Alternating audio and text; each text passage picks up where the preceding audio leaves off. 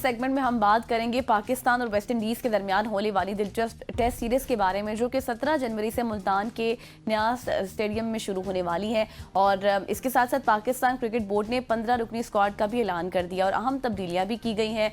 इस सीरीज में किन खिलाड़ियों पर भरोसा किया गया है, किन्हें आराम दिया गया है और फैसले के मुमकिन असरात क्या हो सकते हैं, इस पर हम हस्तैन बात करेंगे। जी ऐसे हमारे साथ मारूफ क्रिकेट तजिया निगार सीनियर स्पोर्ट्स जर्नलिस्ट माजिद भट्टी साहब मौजूद हैं। माजिद साहब, सबसे पहले आपको गुड मॉर्निंग। और सेकेंडली, बड़ी तब्दीलियां की गई हैं, क्या ये तब्दीलियां ठीक हैं? क्योंकि हमने देखा है कि यहाँ पे हमारी टीम अलग होती है, सेना कंट्रीज में अलग होती है, और यही चीज़ हम तवक्को कर रहे थे पाकिस्तान क्रिकेट बोर्ड से काफ़ी अरसे से।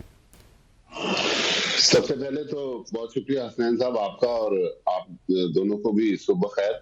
देखें, तब्दीलियां इसलिए भी की जाती हैं कि अभी जिस तरह हम साउथ अफ्रीका में खेल रहे थे तो वहां की कंडीशन, पिचेस बिल्कुल मुख्तलिफ थी। अब पाकिस्तान में आपको पता है कि एक तो होम एडवांटेज हम लोग हासिल करने की कोशिश करते हैं, और हमारा होम एडवांटेज जिसमें हम वेस्ट इंडीज को काबू कर सकते हैं वो स्पिन अटैक है। तो यही वजह है कि पाकिस्तान ने, आप देखें जो 15 रुकनी स्क्वाड है उसमें हमारे पास नुमान अली और साजिद खान तो अभी इंग्लैंड की जो सीरीज थी उसमें भी थे। अबरार अहमद तीसरा स्पिनर डाला गया। उसके बाद फिर सलमान अली आगा हमारे पास मौजूद है। थोड़ी बहुत बॉलिंग सऊद शकील भी करवा लेते हैं। तो मुझे लग रहा है कि मुल्तान में ये जो 2 टेस्ट मैच होंगे, Pakistani spinners versus West Indies batters, ये एक इम्तिहान होगा। लेकिन मैं एक और भी बात आ रही है कि चले हम अपने स्पिन अटैक से वेस्ट इंडीज को हरा देते हैं, लेकिन हमारे जो नंबर 1 बैट्समैन है, बल्कि दुनिया के जो बड़े बैट्समैन है बाबर आजम, उनका स्पिन बॉलिंग के खिलाफ ट्रैक रिकॉर्ड कोई बहुत ज्यादा अच्छा नहीं है। तो बाबर आजम के लिए भी एक मुश्किल सूरत हाल होगी कि बाबर आजम को भी अपने आप को मनवाना होगा। यहाँ हमें फास्ट बॉलिंग में ना शाहिन शाह आफरीदी नजर आ रहे हैं, ना नसीम शाह नजर आ रहे हैं, ना हारिस रऊफ नजर आ रहे हैं। खुर्रम शहजाद और मोहम्मद अली ये हमारे पेस अटैक है। तो मुझे ऐसा लग रहा है कि शायद पाकिस्तान 3 स्पिनर और 1 फास्ट बॉलर के साथ जो 11 उतारेगा। लेकिन वेस्ट इंडीज की टीम का भी अगर हम जायजा लें तो ये वो वेस्ट इंडीज की टीम नहीं है जो 70s में और 80s की वेस्ट इंडीज की टीम थी। Exactly. अगर इस वक्त हम आईसीसी वर्ल्ड टेस्ट चैंपियनशिप की पॉइंट्स टेबल देखें, वेस्ट इंडीज 9वें नंबर पर है, हम 8वें नंबर पर हैं। तो बॉटम की जो 2 टीमें हैं, ये जो साइकिल खत्म हो रहा है, इसकी ये पाकिस्तान की तो आखिरी सीरीज है। तो देखना है कि पाकिस्तान कुछ नए लड़कों को मौका देता है। मेरे ख्याल में हुरैरा एक ऐसे प्लेयर हैं जिन्होंने अभी साइड मैच में भी दोनों इनिंग में 50+ बनाए इस्लामाबाद क्लब में। ओपनर हुरैरा को मुझे लग रहा है कि मौका दिया जाएगा, क्योंकि साइम अयूब तो ओपनिंग स्लॉट के लिए अवेलेबल नहीं है। तो मुझे ऐसा लग रहा है कि हुरैरा और अब्दुल्ला शफीक जो है ये पाकिस्तान की इनिंग्स का आगाज करेंगे। अच्छा भट्टी साहब, जिस तरह से अभी आपने बाबर आजम के हवाले से बात की ना, उनके ऊपर बहुत इससे पहले भी बहुत ज्यादा क्रिटिसाइज हुआ है और यकीनी तौर पर अब उनको अपने आप को मनवाना होगा, उनके रन्स आना बहुत ज्यादा जरूरी है। लेकिन आपने मोहम्मद हुरैरा की बात की, इसके साथ इमामुल हक है, उनकी भी वापसी को आप किस तरह से देखते हैं? क्या ये मजबूत होगी बैटिंग लाइन? ये फैसला ठीक है? देखिए, इमामुल हक भी ओपनर है, हुरैरा भी ओपनर है और अब्दुल्ला शफीक भी ओपनर है। अब्दुल्ला शफीक ने अभी जो वनडे सीरीज थी उसमें 3 मुसलसल इनिंग्स में वो 0 पर आउट हुए। तो या तो फिर अब्दुल्ला शफीक को ड्रॉप किया जाए तो इमामुल हक खेलते हैं। लेकिन जो हमारी टेस्ट टीम हमने पिछले कोई साल 1.5 से खिला रहे हैं, तो अब्दुल्ला शफीक तो रेगुलर टेस्ट टीम के मेंबर हैं। तो इंटरेस्टिंग सिचुएशन होगी। मेरे ख्याल में हुरैरा इस वक्त फॉर्म में है, डिजर्व करते हैं। तो एक यंगस्टर को मौका देके ट्राई तो करें कि वो इंटरनेशनल क्रिकेट का मटेरियल है या नहीं है। अगर इमामुल हक खेलते हैं तो फिर आपको अब्दुल्ला शफीक को ड्रॉप करने पड़ेगा। नीचे फिर हमारे पास बाबर आजम है, सऊद शकील है, मोहम्मद रिजवान है, सलमान अली आगा है। तो हमारे पास कामरान गुलाम है। तो बैटिंग तो हमारे पास अच्छी खासी लंबी बैटिंग लाइनअप है। लेकिन ओपनिंग स्लॉट ऐसी है जिसमें हमें, मुझे लग रहा है कि तजर्बा करना चाहिए। बल्कि एक आध अगर यंगस्टर्स को और मौका मिल जाए तो होम सीरीज है, थोड़ी सी निस्बतन कमजोर टीम है, इसके खिलाफ तजर्बात कर लिए जाए तो बेहतर है।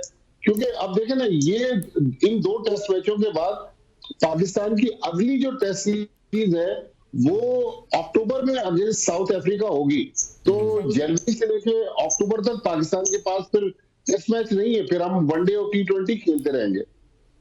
ठीक हो गया। अच्छा माजिद भट्ट साहब, थोड़ा सा अब टेस्ट क्रिकेट से आगे बढ़ते हुए चैंपियंस ट्रॉफी के हवाले से बात की जाए तो मोरलेस तमाम टीमें आहिस्ता आहिस्ता से अपना स्क्वाड सामने ला रही हैं। पाकिस्तान का भी स्क्वाड सामने आया है, मुमकिन स्क्वाड की बात की जा रही है, उसमें बहुत सारे लोग हैं। इमामुल हक की वापसी की बात की जा रही है, इससे पहले वाले स्क्वाड में शादाब खान की वापसी की बात की जा रही थी। तो कौन से ऐसे खिलाड़ी हैं जो मुमकिन तौर पर हम चैंपियंस ट्रॉफी के स्क्वाड में देखेंगे?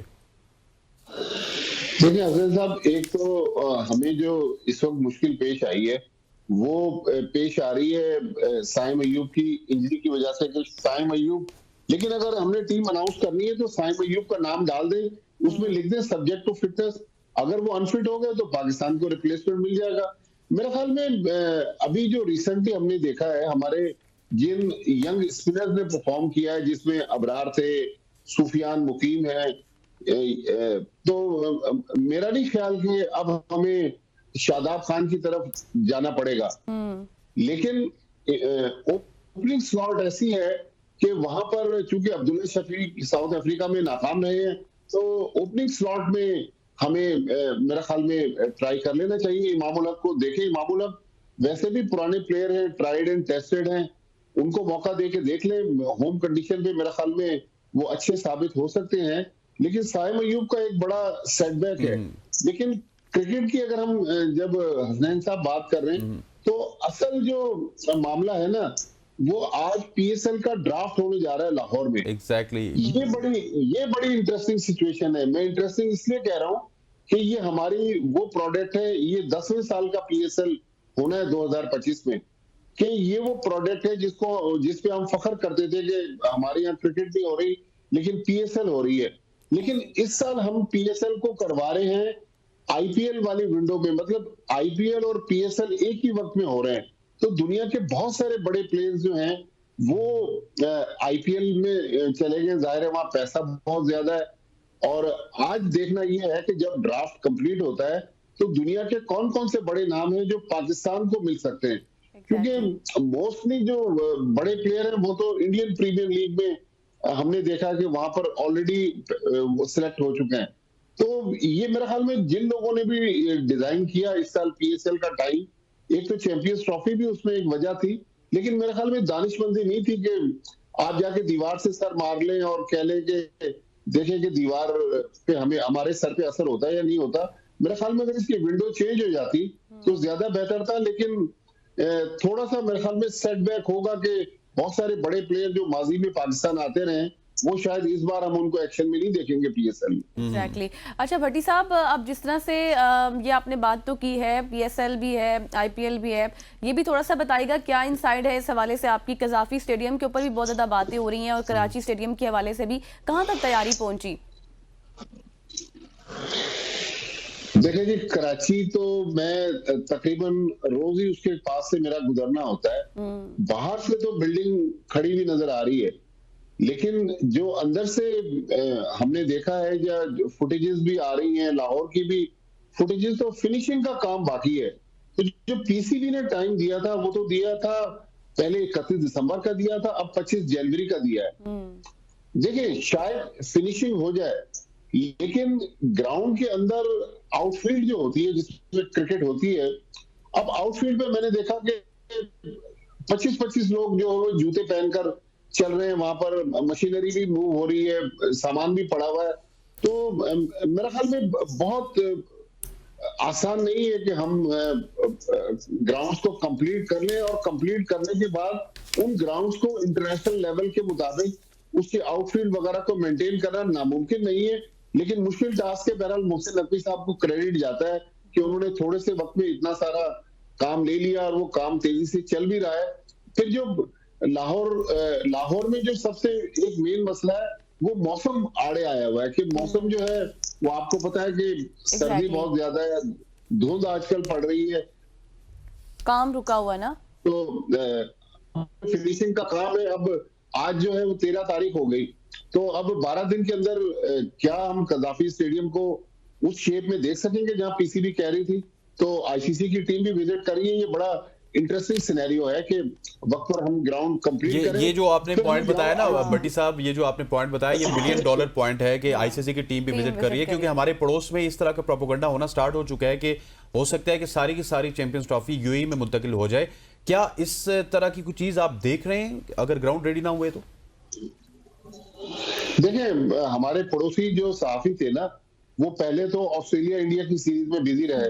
फिर जब उनको वहां 3-1 से शिकस्त हो गई तो उन्होंने फिर 7-8-10 दिन अपने प्लेयर्स का पोस्टमार्टम किया, उनकी धज्जियां उड़ाई। अब वहां से भी वो फारिग हो गए, उनके पास तो क्रिकेट हो नहीं रही, तो अब वो पाकिस्तान के खिलाफ प्रोपेगेंडा पे मसरूफ हो गए। लेकिन मेरा सिर्फ एक ये सवाल है पीसीबी से कि अगर हमने इन ग्राउंड्स को रेनोवेट करना था या इनको असर नो तामीर करना था, तो ये काम 2-4 महीने पहले शुरू हो जाता, ताकि बिल्कुल एन वक्त पे जब हम नुक्कड़ पे पहुंच गए उस वक्त ये काम क्यों कंप्लीट हम करके दे रहे हैं। थोड़ा सा पहले अगर कंप्लीट हो जाता तो दूसरों को भी बात करने का मौका नहीं मिलता। लेकिन मेरे ख्याल में मुझे पूरी उम्मीद है कि पूरा चैंपियंस ट्रॉफी के जो 10-11 मैचेस हैं ये पाकिस्तान में ही होंगे। ये प्रोपेगेंडा तो इंडियंस आपको पता है कि हमेशा करते हैं और करते रहेंगे। उनका चूरन तभी बिकता है जब वो पाकिस्तान मुखालिफ प्रोपेगेंडा करें, तो ये उसी सिलसिले की कड़ी है। लेकिन उम्मीद यही है, मोहसिन नकवी साहब का जो ट्रैक रिकॉर्ड रहा है, आप क्योंकि मॉर्निंग शो करते हैं, जब वो चीफ मिनिस्टर थे पंजाब के, वहां भी उन्होंने बहुत सारे प्रोजेक्ट्स जो थे वो इसी तरह कंप्लीट किए हैं। Exactly. लेकिन क्रिकेट में और अंडर पासेस और फ्लाईओवर्स में थोड़ा सा फर्क है। उम्मीद यही है कि वो अपने इस रिकॉर्ड को बरकरार रखते हुए वो जो मोहसिन स्पीड कहते थे उसके मुताबिक ये प्रोजेक्ट्स को कंप्लीट करेंगे। बिल्कुल ऐसे है। भट्टी साहब, आपकी मौजूदगी का फायदा उठाते हुए बहुत सी चीजें जो आपसे ओ, पूछनी है। PSL उन्होंने बात की, तो PSL पे अब हम डिटेल में बात करेंगे। आप थोड़ा सा ये भी बता दें कि डेविड वार्नर और केन विलियमसन जैसे बड़े नाम शामिल हो रहे हैं इस दफा पीएसएल में, कैसे देखते हैं आप इनको? देखें, डेविड वार्नर तो आपको पता है कि ऑस्ट्रेलिया में तो रिटायर हो गए। जी जी। तो डेविड वार्नर को तो मैं इतना मैटर नहीं करता, लेकिन केन विलियमसन बहरहाल एक बड़ा नाम है। तो यही मैंने कहा ना कि आज जब ड्राफ्ट होगा और टीमें बनेंगी तो उसमें हमें देखना है कि कौन किस टीम में किस पोजीशन पर होगा, क्योंकि इस बार हमारे जो 5 फ्रेंचाइजीज हैं उनमें भी काफी तब्दीलियां नजर आ रही है। सरफराज अहमद जो 9 साल तक कोयटा ग्लैडिएटर्स के साथ रहे वो अलग हो गए। शोएब मलिक वो कराची किंग्स को छोड़ के चले गए। तो अब देखना है कि कप्तान किस टीम का कौन होता है, ये भी बड़ा इंटरेस्टिंग होगा। फिर कौन टीम किस फॉरेन प्लेयर को चुनती है, क्योंकि यहाँ पर जब ड्राफ्ट हो रहा होता है तो वहां आपकी काबिलियत ये होती है कि आपको किसी ऐसे प्लेयर को लेना पड़ता है जो आपकी टीम में परफेक्ट तौर पर फिट हो सके। तो आज जब ड्राफ्ट अभी 12:30 बजे थे, आज वैसे भी आपको पता है कि पॉलिटिकल सिनेरियो काफी हाई है, और फिर वहां पर 12 बजे ड्राफ्ट शुरू हो जाना है, 11 बजे अडयाला में एक और फैसला आना है। तो आज मैं तो ये समझ रहा था हमारा सेगमेंट ड्रॉप ना हो जाए, अच्छा हुआ जल्दी हो गया। जल्दी से कर लिया। तो आज एक्टिविटी काफी रहेगी टेलीविजन और मीडिया चैनल। बिल्कुल बिल्कुल ऐसी। अच्छा भट्टी साहब, वो क्या कहते हैं, 2 ड्राफ्ट है, एक अडयाला में चल रहा है और एक जो है वो लाहौर में चलेगा। लेकिन मुझे ये बताइए कि ये जो पीएसएल में नाम आ रहे हैं, भट्टी साहब पिछली पीएसएल आपने देखी होगी, आपने कराची में विटनेस की, हमने इस्लामाबाद के मीडिया बॉक्स में विटनेस की। अनफॉर्चुनेटली बहुत ही रेलू कटे टाइप प्लेयर आए थे, लेकिन इस दफा नाम बड़े लिए हैं पाकिस्तान सुपर लीग ने। देखिए हसन साहब, एक और भी अभी मरहला है, वो ये है कि आईपीएल का जो रिप्लेसमेंट ड्राफ्ट है वो होना बाकी है। तो ऐसा ना है कि हम जिन प्लेयर्स को ले रहे हैं वो ज्यादा पैसे देके हमारी लीग को खराब करने के लिए हमारे पड़ोसी मुल्क में चले जाएं।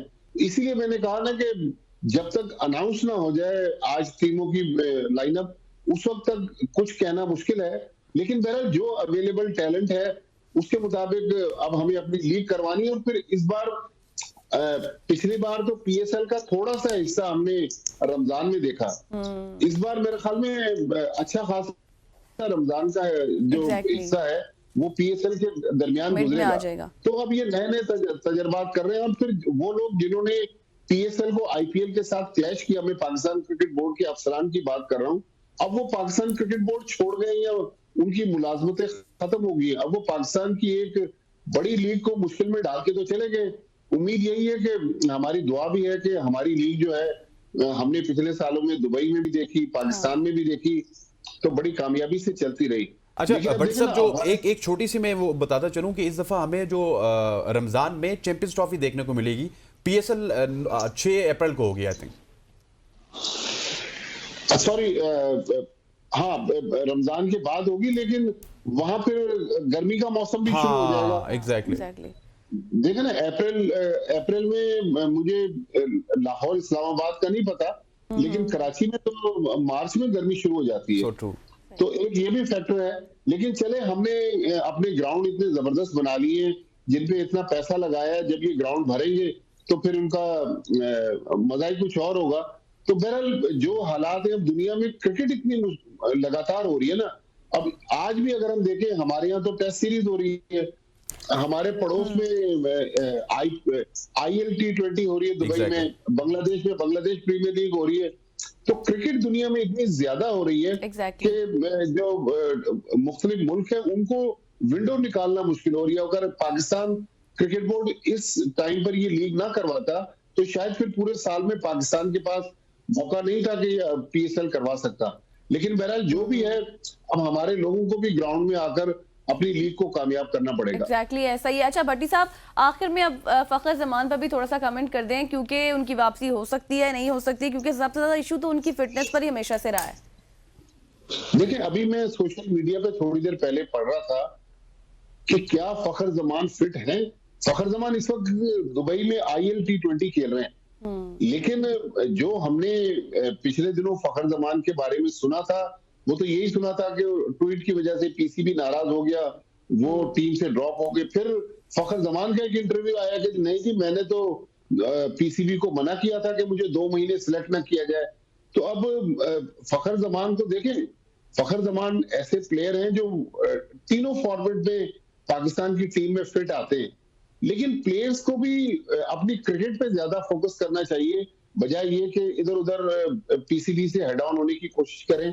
अब जिस तरह आप लोग चैनल पे बैठे हुए मॉर्निंग शो कर रहे हैं, अगर अपनी मैनेजमेंट के साथ ही हेड ऑन हो जाएंगे तो कल फिर आपके लिए भी मुश्किल हो सकती है। तो क्रिकेटर्स के लिए भी यही है कि वो गेम पर फोकस नहीं करते हैं, वो PCB के अफसरान से, PCB के चेयरमैन से या PCB की इंतजामिया से हेड ऑन होने की कोशिश करते हैं।